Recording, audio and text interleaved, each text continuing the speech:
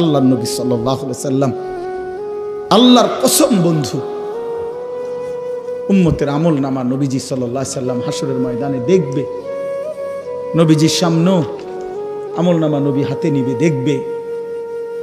যখন আমল নামা হাতে নিয়ে দেখবে নবী, পৃষ্ঠার পর পৃষ্ঠা ফজরের নামাজ নাই, 5 ওয়াক্ত নামাজ নাই, হালাল রিজিক বলতে কিছু নাই, 30 বছর সুদের টাকা, ঘুষের টাকা, কিস্তির টাকা, 30 বছর ধরে নাচ গান, নাটক, সিনেমা, ঘরে টেলিভিশন, বাজারে টেলিভিশন, স্ত্রী বেপর্দা, ছেলেটা নামাজ পড়ে না, মেয়েটা পর্দা করে না, নিজে বিড়ি সিগারেটের মধ্যে আসক্ত, কারো নামাজ নাই, বন্দিগি নাই, কোরআনের তিলাওয়াত নাই।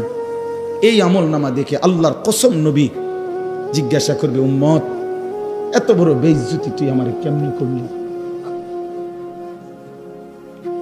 উম্মত আমার সামনে এটা তুই কি দিলি? তুমি কি জানো উম্মত, আমি 23টা বছর টানা তোর জন্য কেঁদেছিলাম উম্মত। আমি এমন কাঁদা কাঁদছি রে উম্মত তোদের জন্য, এশার নামাজের পরে দাঁড়াইছি, ফজরের আজান পর্যন্ত আমি আমার মালিকের কাছে তোদের জন্য, উম্মতের জন্য চোখের পানি ফেলে কাঁদছিলাম। আমার এত চোখের পানি তোর দিল গলাইতে পারলো না। আমি তায়েফের পাথরের আঘাতে আমার পিঠটা চালনির মতো ছিদ্র ছিদ্র হয়ে গেছে রক্তে। আমি বুকে পেটে 2টা পাথর বাঁধছি ক্ষুধার কষ্টে। আমি উহুদের দান শহীদ করা রক্তে উহুদের ময়দানে পড়েছিলাম বেহুশ হয়ে। আমার ঘরের চুলায় 3 মাস রান্নার জন্য কোনোদিন চুলায় আগুন জ্বলে নাই। আমার এত চোখের পানি, এত রক্ত, এত ক্ষুধার কষ্ট, কিছুই তোর মন গলাইতে পারলো না, তোরে সেজদা দিতে পারলো না। এটা আমার সামনে কি আনলা? আমি এই আমল নামা নিয়ে আল্লাহর সামনে কেমনে দাঁড়াবো? আমি কেমনে বলবো আমার মালিকের কাছে আমি কি সুপারিশ করব? আমি কেমনে বলবো রব্বুল আলামিন এটা আমার শ্রেষ্ঠ নবীর শ্রেষ্ঠ উম্মতের আমল নামা? বল ভাই আমার, তুমিই বলো, তুমিই বলো।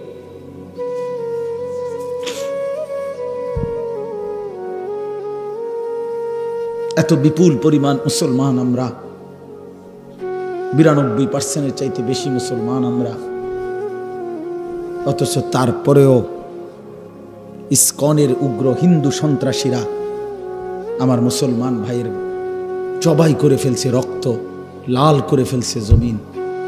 এতটা সাহস এই জমিনে কেমনে হলো? আমাদের ঈমান কোথায়? আমাদের হিম্মত কোথায়? আমাদের আওয়াজ কোথায়? এই জন্য দোস্ত আমার, ছেলেরা, এই বন্ধুর কথা মনে রাখো। আর যদি কোনোদিন বলতে নাও পারি তো আজ বললাম, যদি সুযোগ না পাই তো একবারই বললাম। ফিলিস্তিনের মুসলমান আজীবন রক্ত দিবে, তুমি আজীবন মোবাইল টিপবা, এটা কোনো জীবনের শেষ কথা না। রোহিঙ্গা মুসলমান আজীবন কষ্ট পাবে, আর তুমি জীবন ভর শুধু মোবাইল টিপবার এই রঙের ঘুড়ি উড়াইবা না। প্রিয় ভাইয়া, এমনটা নাও হতে পারে, এমনটা নাও হতে পারে। ফিলিস্তিন যদি জমিনের উপরে, তো বাংলাদেশও জমিনের উপরে, নাকি বাংলাদেশ আসমানে?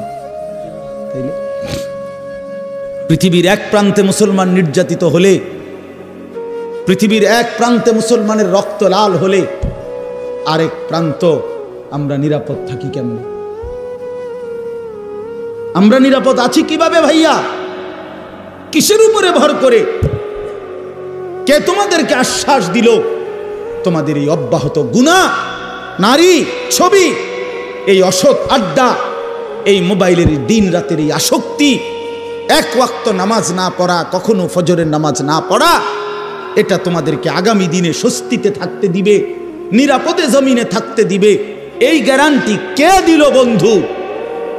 যুবক বলো ভাইয়া, কিশোর বলো, তরুণ ছেলে বলো। যদি পারতাম তোমারে বুকে জড়াইয়া ধরে কতক্ষণ কাঁদতাম যে কেন নামাজ পড়ো না, কেন আল্লাহরে সেজদা দাও না? আল্লাহ আমাদেরকে মাফ করে দেন। আমার কথা হলো, আমরা চিল্লাইয়া যাই যে কয়দিন হায়াত আছে, সুযোগ আছে, বলেই যাই, আল্লাহর কথা বলেই যাই। আল্লাহ তাআলা আমাদের প্রত্যেকের উপরে দয়া করে। ছেলেরা ফিরতে শিখো। রাসূলুল্লাহ সাল্লাল্লাহু আলাইহি সাল্লামের সামনে কেমনে দাঁড়াবে? আপনারা যারা, মাওলানা ইয়াহিয়া বলতেছিল আপনাদেরকে, মাওলানা বহু দরদ করে বলছিল এতক্ষণ, দাড়ি কাটাই চেহারা নিয়ে কিভাবে দাঁড়াবেন? 60 বছরের বৃদ্ধ বাবা বিড়ি সিগারেটের এই দুর্গন্ধওয়ালা মুখ নিয়া প্রিয় নবী সাল্লাল্লাহু আলাইহি সাল্লামের সামনে কেমনে দাঁড়াবেন? 40 বছরের সুদের টাকা নিয়া নবীর সামনে কেমনে দাঁড়াবেন? 30 বছরের লাগাতার টেলিভিশন চলছে যেই ঘরে, আপনারা ফ্যামিলির সদস্যরা নবীজির সামনে কেমনে দাঁড়াইবেন? 25 বছর ধরে, 40 বছর ধরে যে বোন কোনোদিন পর্দা করে নাই, সেই বেপর্দা বোন নবীজির সামনে সুপারিশের জন্য কেমনে দাঁড়াবে? কোনোদিন ফজরের নামাজ পড়ে না যে মানুষটা, সে রাসূলুল্লাহ সাল্লাল্লাহু আলাইহি সাল্লামের সামনে কেমনে দাঁড়াবে? সুপারিশ কেমনে চাইবে বলে? দাঁড়াবে কিভাবে? এজন্য আজকে নিয়ত করি যে ইনশাআল্লাহ 5 ওয়াক্ত নামাজ পড়ব ইনশাআল্লাহ। ছেলেরা বলো বাবা, নওজোয়ান সাথী নিয়ত করো বাপ, হিম্মত করো, পারবা ইনশাআল্লাহ। তুমি পারবা, তুমি যুবক, পারবা ইনশাআল্লাহ। বাবা ভাই সবাইকে বলি, মা বোন সবাইকে বলি, আল্লাহ তাআলা এই মাহফিল কবুল করেন, আজকের এই ইন্তজাম কবুল করেন। নওজোয়ান ছেলেরা তোমাকে অনেক ধমক দিছি বাপ, তারপরেও দোয়া কইরো, আমিও তোমাদের জন্য দোয়া করি। আল্লাহ তাআলা প্রতিটা ছেলেকে ইমানদার নেককার বানায় দেন। আল্লাহ আমাদের প্রতিটা মা বাপকে কবুল করে নেন।